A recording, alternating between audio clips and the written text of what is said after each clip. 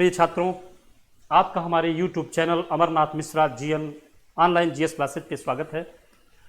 आज हम आपको अशोक के अभिलेखों के बारे में बताएंगे, क्योंकि इसके पहले हमने आपको अशोक पढ़ाया था।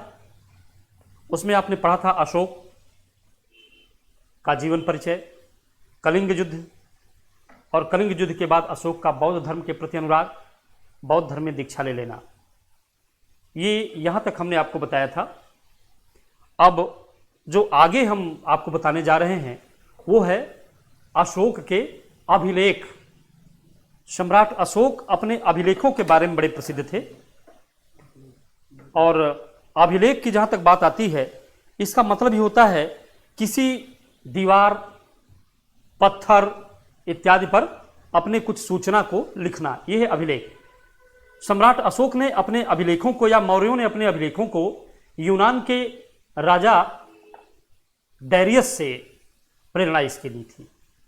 दारा डेरियस जो हकमनी आक्रमण के अगुवा होते हैं, और इनसे इन्होंने जो है ये सूचना, ये प्रेरणा ली थी। ध्यान रहे कि ये प्रेरणा सबसे पहले ये कार्य डेरियस ने किया था। अपनी सूचनाओं को, अपनी प्रजा को अपने अभिलेखों के द्वारा वो बताता था। यही बाद में मौर्यों ने किया, और व्यापक रूप में इसे स्वयं अशोक ने किया। ठीक, तो अब हम आपको यहां बताने जा रहे हैं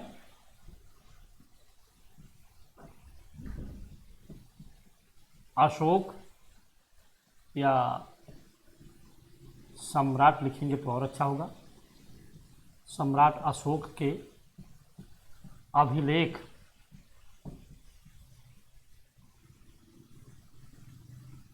ठीक, सम्राट अशोक के अभिलेख। ध्यान रहे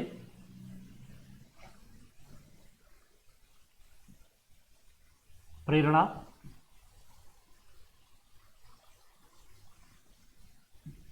यूनानी राजा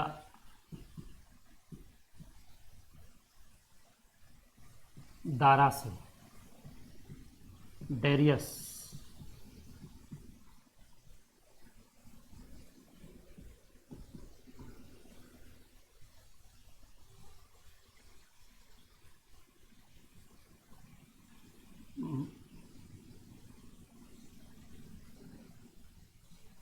राजा डेरियस से इन्होंने प्रेरणा लिया था अभिलेख। ठीक है, और अभिलेख 3 प्रकार का होता था। ठीक, 3 प्रकार के।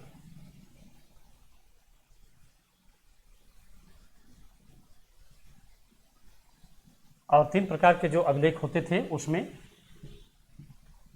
शिलालेख,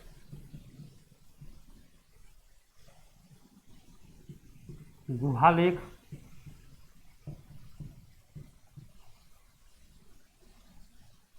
गुहा का मतलब गुफा होता है, और उसके बाद स्तंभ लेख।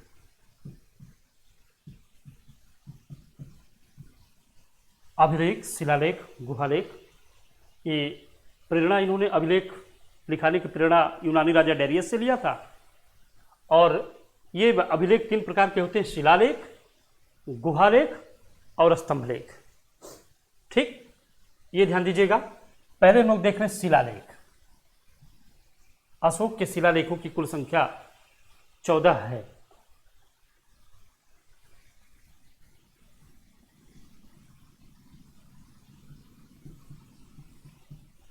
कुल 14 शिलालेख की चर्चा होती है। ठीक,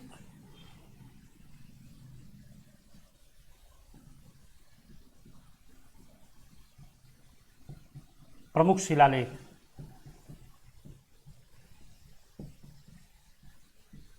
प्रमुख शिलालेख हम जान लीजिए। नंबर 1, इसमें प्रथम शिलालेख। इसमें अशोक कहते हैं सभी मनुष्य मेरी संतान है।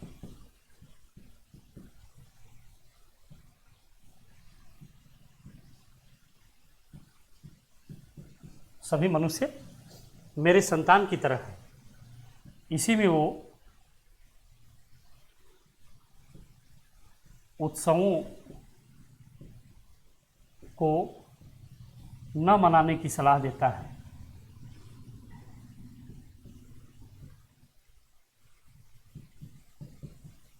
इनका कहना है कि उत्सव में तमाम पशुओं का वध हो जाता है, तमाम पशु मारे जाते हैं, इसलिए उत्सवों को न मनाया जाए तो ज़्यादा आता है। इसी में पशुबल की निंदा करते हैं।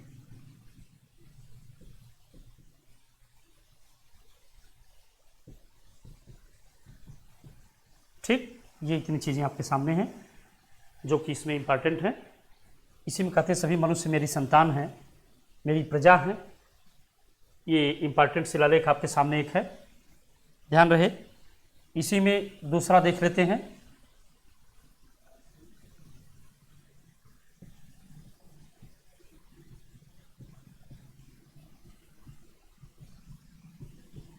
दूसरा शिलालेख, इसी दूसरे शिलालेख में वे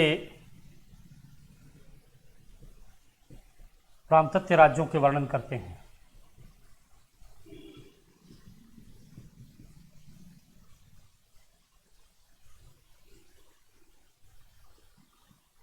पशु चिकित्सा की बात करते हैं।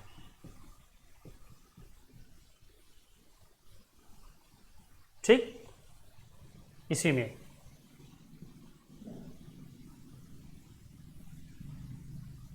तीसरा, इसी में महामात्यों की नियुक्ति।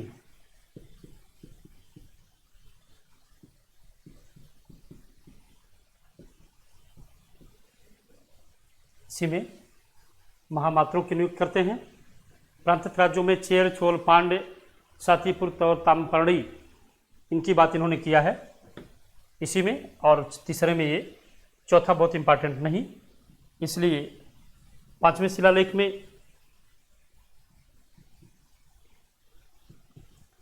पांचवा शिलालेख में मौर्यकालीन वर्ण व्यवस्था।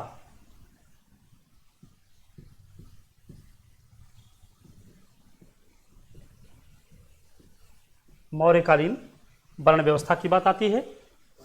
और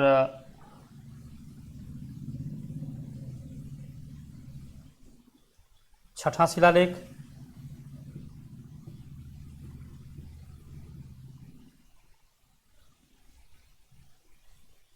छठे शिलालेख में कहते हैं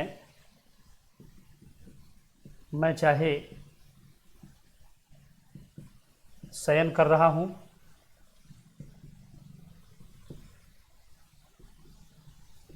या भोजन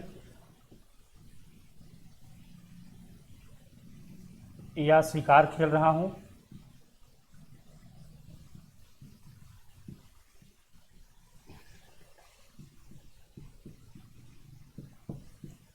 या दरबार में हूं,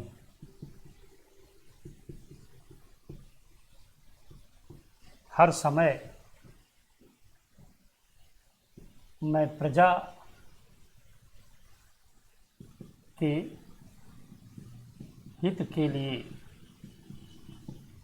प्रस्तुत रहूंगा। ठीक, इसमें कहते हैं हर समय मैं प्रजा हित के लिए प्रस्तुत रहूंगा, चाहे मैं किसी भी जगह, चाहे जैसी स्थिति में हूं। छठे शिलालेख में ऐसा ही कहते हैं। ठीक, इसी तरह सातवां शिलालेख है। इस सातवें शिलालेख में ये धर्म आत्मसंयम की बात करते हैं। सभी पंथों के मध्य आत्मसंयम धर्म की बात हो। 11वें शिलालेख में सबको अपने अपने पंथ के उसमें बात की जाती है, प्रेम पूर्ण रहने की बात की जाती है। इसमें 12वां शिलालेख महत्वपूर्ण है।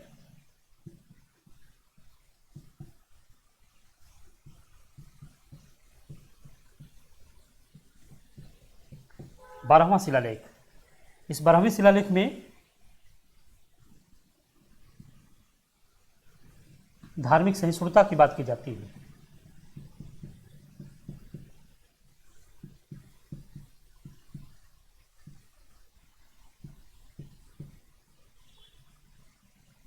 धार्मिक सहिष्णुता 10वें शिलालेख में है। और इसके बाद आता है 13वां शिलालेख। ठीक, इसे आपने देखा, हम इसे मिटा करके तब 13वां शिलालेख की चर्चा करते हैं। देखिए, प्रथम शिलालेख, दूसरा शिलालेख, तृतीय शिलालेख, फिर इसी तरह 5वां, 6वां, 7वां, 12वां, अभी 13वां शिलालेख जो आपके स्तर पर सबसे इंपॉर्टेंट है, एसएससी वगैरह के स्तर पर सबसे इंपॉर्टेंट 13वां शिलालेख है। मैं इसे मिटाकर उसको लिख देता हूं और उसके बारे में चर्चा कर लेता हूं।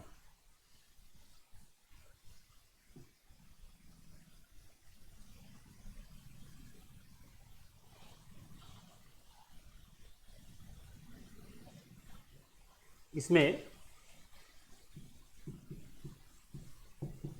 13वां शिलालेख, इसे प्रथम पृथक लेख या कलिंग लेख कहा गया है।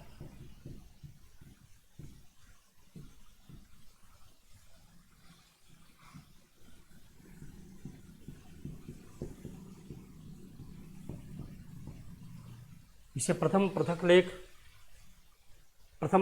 शिलालेख या कलिंग लेख कहा गया इसे। इसमें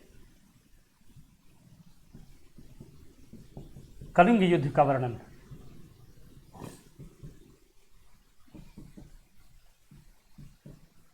ठीक, इसमें कलिंग युद्ध का वर्णन है तथा इसमें 5 यूनानी राज्यों का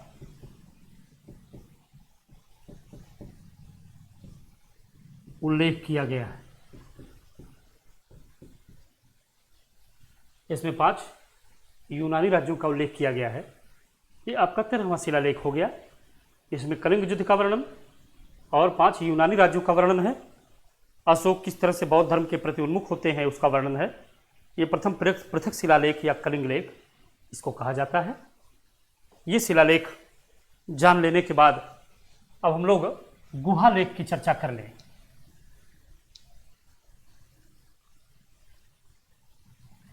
गुहा लेख, इसे आप कह सकते हैं या गुफा लेख। गुफाओं पर अशोक ने जो है कुछ चीजें वो की है। ध्यान रहे, गुहा लेखों में अशोक और उनके पौत्र दशरथ दोनों लोगों की चर्चा होती है। ठीक,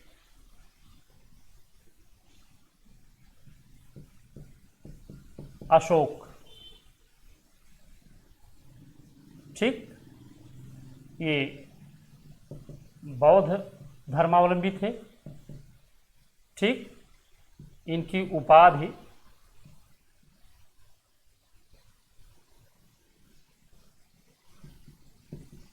देवानांग प्रियदर्शी, ये उपाधि थी, अशोक की उपाधि थी।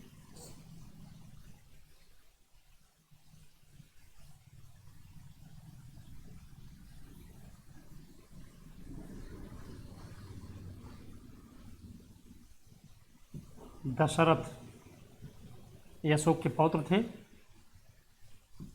उपाधि इनकी भी देवानांग प्रियदर्शी, इनकी भी उपाधि देवानांग प्रियदर्शी ही थी। ठीक, ये आजीवक मतावलंबी थे।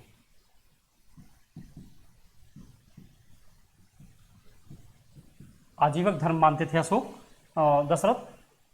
और ये भी जान रही थोड़ा सा कि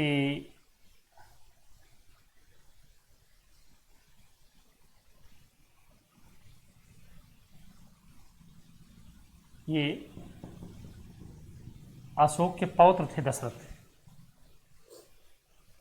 इन दोनों लोगों ने आजीवक सन्यासियों को गुफाएं दान दी थी।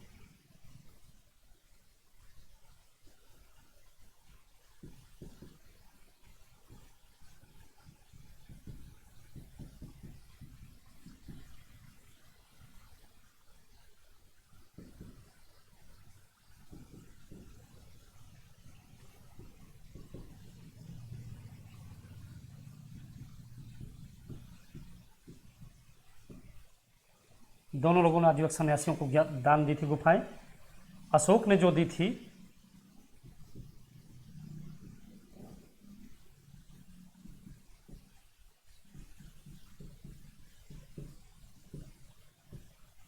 में 4 गुफाएं।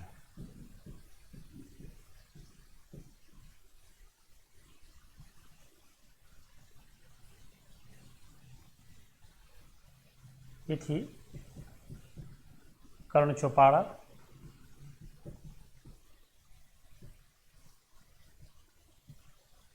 विश्व झोपड़ा,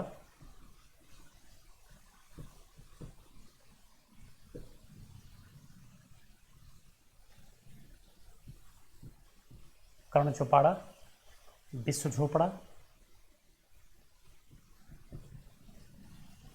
लोमस ऋषि गुफा।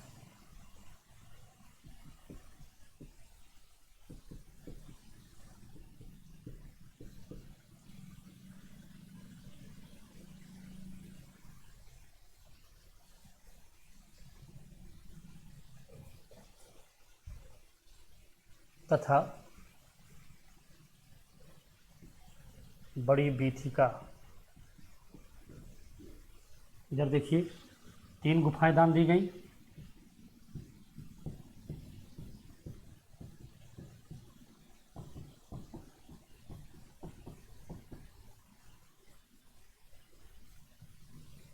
तीन गुफाएं यहां दान दी गई। यहाँ पे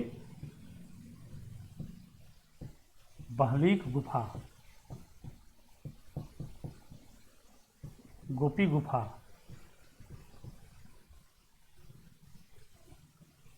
और बड़ी बीथिका, ये 3 गुफाएं इन्होंने दान किया था। बहलीक गुफा, गोपी गुफा और बड़ी बीथिका, ये दशरथ ने आजीवक सन्यासियों को 3 गुफाएं दान की थी। ये कर्ण चौपाड़ा, विश्व झोपड़ा, लोमस ऋषि गुफा, और एक गुफा होती थी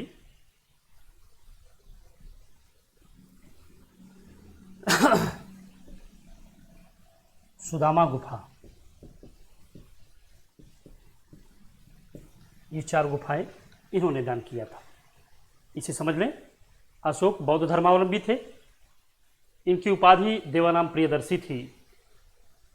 इन्होंने आजीवक सन्यासियों को बराबर की गुफाओं में बराबर की पहाड़ियों में 4 गुफाएं दान दी। कर्ण चौपाड़ा, विश्व झोपड़ा, लोमस ऋषि गुफा और सुदामा गुफा। आजीवक सन्यासियों को अशोक के पौत्र दशरथ, जो आजीवक धर्म के अनुयायी थे, इनकी भी उपाधि दशरथ की भी देवनाम प्रियदर्शी थी। इन्होंने भी आजीवक सन्यासियों को 3 गुफाएं दान की थी, बहलीक गुफा, गोपी गुफा और बड़ी बीथिका। ये 3 गुफाएं उनके पौत्र ने भी दान की थी। एक गुहा लेख है, गुफाओं को सुंदर बनाया गया और आजीवक सन्यासियों को इसे दान दिया गया, है ना।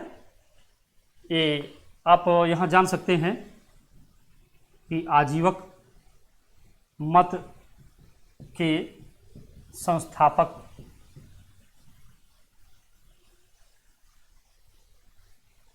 मक्खली घोषाल थे।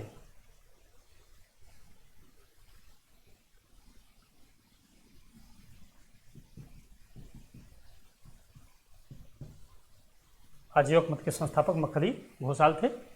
ये आपका गुहा लेख हो गया।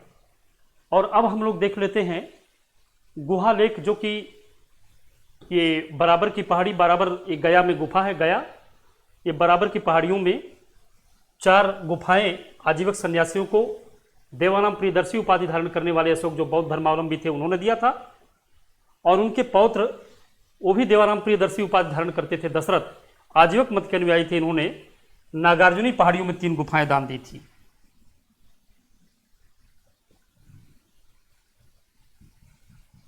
ये भी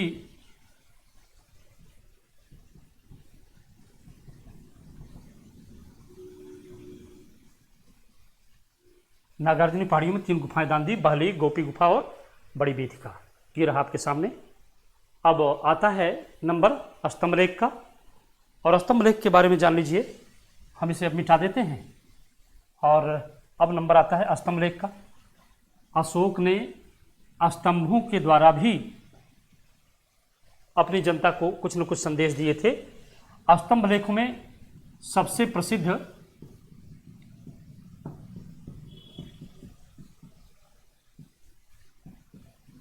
सारनाथ,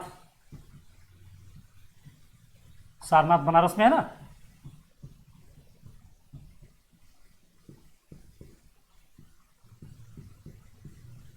सिंह स्तंभ, ठीक। इसमें चारों तरफ मुंह किए हुए जो है 4 सिंह खड़े हैं। इसमें चारों तरफ मुंह किए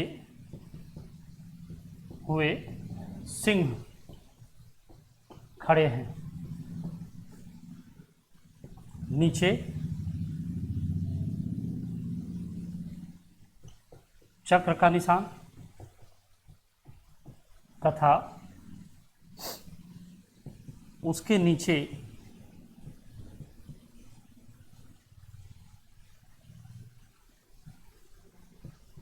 मुंडकोपनिषद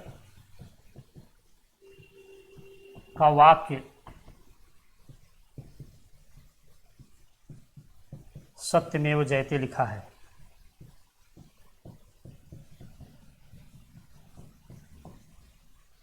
अशोक के स्तंभलेख और भी हैं, लेकिन ये जो है सबसे प्रमुख है स्तंभलेख, और ये इसको यहाँ लिखना भी जरूरी है। वर्तमान में यही स्तंभलेख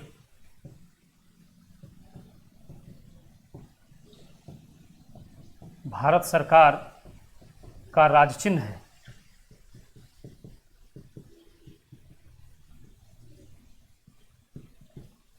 ठीक, ये स्तंभलेख भारत सरकार का राजचिन्ह है। ये रहे स्तंभलेख। अब आप इसमें जान लें मौर्य अधिकारियों के बारे में थोड़ा।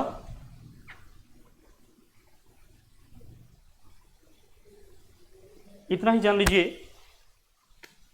कि मौर्य राज्य के अधिकारियों में तमाम चर्चाएं ऐसी हुई हैं, जैसे मौर्य राज्य के प्रमुख अधिकारियों को तीर्थ कहा जाता था। ठीक, तीर्थ कहते थे इनको। प्रधानमंत्री तथा पुरोहित की नियुक्ति से पूर्व उनका उपधा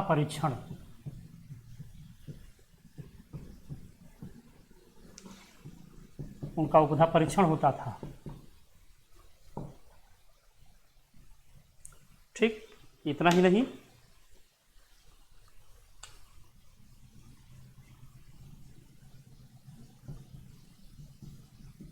अधिकारियों की कुल संख्या 18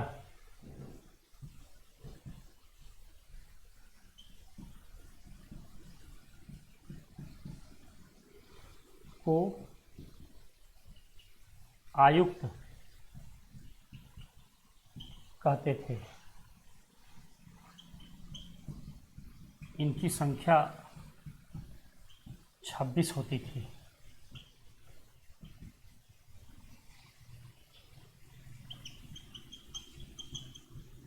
मौर्य सैन्य व्यवस्था तथा नगर प्रशासन के लिए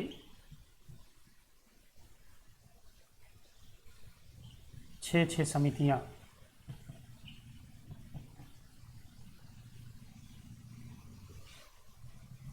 तथा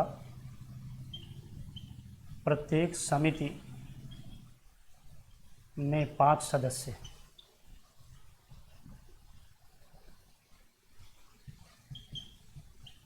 कार्य करते थे।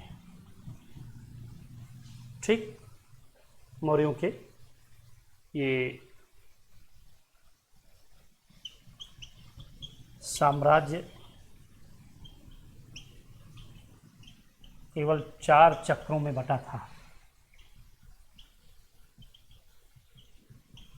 4 चक्र है ना, उत्तरापथ, तक्षशिला, दक्षिणापथ, सुवर्णगिरी, प्राची, प्राची मैंने पूरब, उसकी राजधानी मगध पाटलिपुत्र, और उज्जैन, उज्जैन की राजधानी, अवंती राष्ट्र की राजधानी उज्जैन होती थी। ये 4 प्रांतों में केवल बटा हुआ होता था। ठीक, ये आपके सामने है। ध्यान रहे कि मेगस्थनीज ने जो वर्णन किया है उसमें कहता है कि मेगस्थनीज के वर्णन में कि भारत में कभी अकाल नहीं पड़ता है ना, और भारत में दास प्रथा नहीं है। मेगस्थनीज जो वर्णन करता है, जो यूनान के राजा का हमारे देश में राजदूत था मेगस्थनीज, वो कहता है भारत में कभी अकाल नहीं पड़ता। ठीक, मेगस्थनीज की चर्चा हम लोग कर लेते हैं। इसकी चर्चा हुई भी थी पहले। सेल्यूकस का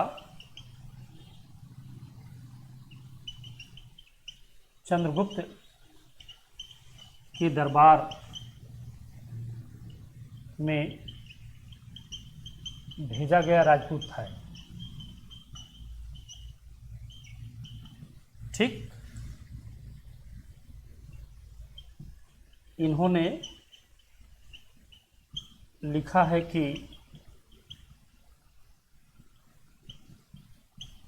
भारत में 7 जातियां हैं। ठीक, दूसरा क्या लिखा है, भारत में दास प्रथा नहीं है। तीसरा क्या लिखा है, तीसरे पर इन्होंने लिखा है कि भारत में कभी अकाल नहीं पड़ते। ये चीज़ें इन्होंने लिखा है। ठीक, ये वर्णन इन्होंने किया है। और ये भी कहा कि भारत में मौर्य प्रशासन 6 समितियों के द्वारा कार्य करता था और प्रत्येक के 5 सदस्य होते थे। ये भी सेल्यूकस के भेजे गए राजदूत मेगस्थनीज ने लिखा है, जो भारत में 15 वर्ष तक रहे। चलिए इसे मिटाकर अब हम लास्ट कर देते हैं इसका। अब इसमें आप ये जान लीजिए कि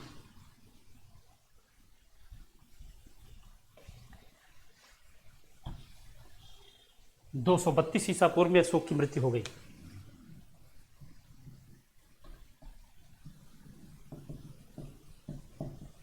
में अशोक की मृत्यु हो गई।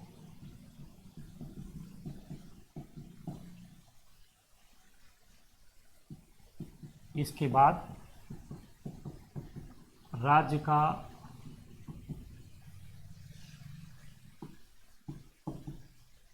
तेजी से पतन हुआ।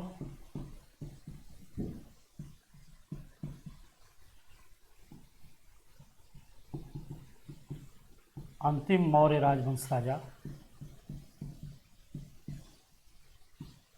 बृहद्रथ थे, जो अपने सेनापति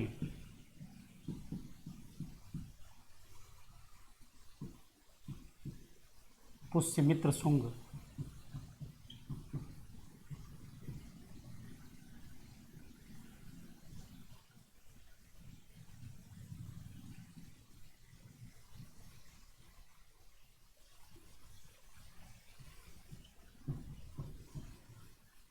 पुष्यमित्र शुंग द्वारा मार डाले गए और मगध से मौर्य राजवंश का अंत हो गया।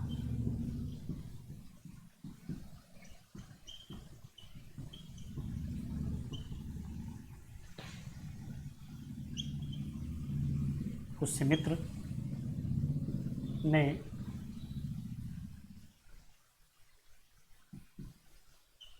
मगध में शुंग वंश की स्थापना की। ध्यान रहे प्रिय छात्रों, अब हम आप आगे जब आपको पढ़ाना शुरू करेंगे तो शुंग वंश, कण्व वंश, सातवाहन वंश जैसे भारतीय राजवंशों को पढ़ाएंगे और शक, कुषाण, पहलव जैसे विदेशी राजवंशों को पढ़ाएंगे। और इस प्रकार मौर्य राजवंश यहाँ समाप्त हुआ। आपके जानकारी की चीज़ें आपके सामने हैं। आज बस इतना ही। Thank you class.